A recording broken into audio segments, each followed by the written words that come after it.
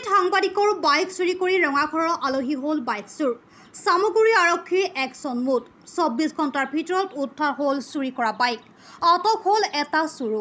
বুধবাৰে নিশা চামগুৰিৰ ৰঙাগড়াস্থিত ঘৰৰ পৰাই চুৰি হৈছিল সাংবাদিক নৱজ্যোতি বৰুৱাৰ এখন মটৰচাইকেল। পুৱতি নিশা ঘৰৰ বেৰ কাটি দুই চোৰে মিলি লুটি নিছিল সাংবাদিকজনৰ AS02 AF 9201 নম্বৰৰ য়ামাহা MT-15 বাইকখন।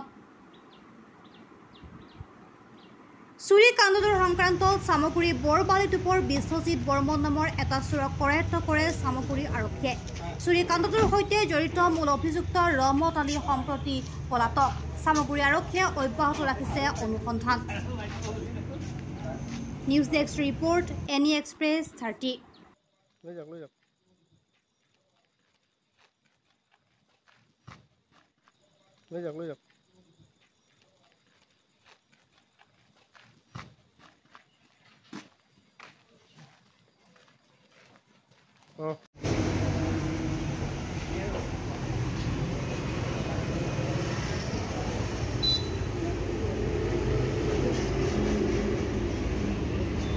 নমস্কাৰ, মোৰ নামটো নৱজ্যোতি বৰুৱা আৰু মই চামগুৰিৰ পৰা কিষাণ নিউজত সংবাদকৰ্মী হিচাপে কৰ্মৰত হৈ আছোঁ। মোৰ ঘৰটো চামগুৰি ৰঙাগড়া বুলি কয়, ৰঙাগড়াত ঘৰ আছিলে। আচলতে 24 তাৰিখে নিশা প্ৰায় 2মান বজাত মই শুইছিলোঁ। শোৱাৰ পিছতে কিন্তু ৰাতিপুৱা 6মান বজাত উঠি দেখিছিলোঁ যে মোৰ বাইকখন ভিতৰতে থাকে, বাইকখন নাই। য়ামাহা MT-15 আছিলে, AS02 AF 9201। তাৰপিছতে দেখিবলৈ পাইছিলোঁ যে যি বেৰ আছিলে আমাৰ ঘৰৰ বেৰ কাটি পেলাই দুজন চোৰ আহিছিল বুলি খবৰ পাইছিলোঁ। তাৰপৰা এজন চোৰ ৰাস্তাতে আছিলে আৰু এজনে বাইকখন উলিয়াই লৈ গৈছিলে।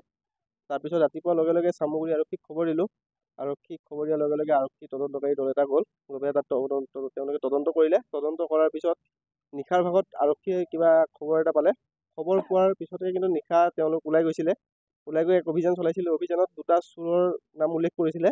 তাৰ ভিতৰতে এজন বিশ্বজিৎ বৰ্মন বুলি যোনজন চোৰ আছিলে, সেই চোৰজনক কৰায়ত্ব কৰিছে বৰবালিটোপৰ পৰা, চামগুৰি বৰবালিটোপৰ পৰা বিশ্বজিৎ বৰ্মন নামৰ চোৰজনক কৰায়ত্ব কৰিছে। আৰু ৰহমত আলী বুলি এজন চোৰ আছে, তেওঁ পলায়ন কৰিছে, তেওঁক বিচাৰি পোৱা নাই। তাৰপিছতে ৰহমত আলী ঘৰত মোৰ যি বাইকখন হেৰাইছিলে সেই বাইকখন তেওঁলোকে তাৰ পৰা উদ্ধাৰ কৰিছে, ৰহমত আলী ঘৰৰ পৰা। হয়, বাইকখন মই বৰ্তমান সময়ত থানাত আছে আৰু আজি ৰাতি নিশাই মোক আৰক্ষীয়ে খবৰ দিছিলে যে আপোনাৰ বাইকখন উদ্ধাৰ কৰিছোঁ বুলি। তাৰপিছত মই এতিয়া থানালৈ আহিছোঁ। আহি লৈ পেলাই বাইকখনৰ কিবা তেওঁলোকৰ কাম আছে, প্ৰচিডিউৰ আছে, কিবা কামখিনি কৰাৰ পিছত বাইকখন মোক চমজাই দিম বুলি কৈছে। বৰ্তমান ৰহমত আলীক বিচাৰি অভিযান আৰক্ষী হয়তো চলাই আছে, সেইটোতো মই ইমান ভালকৈ গম পোৱা নাই।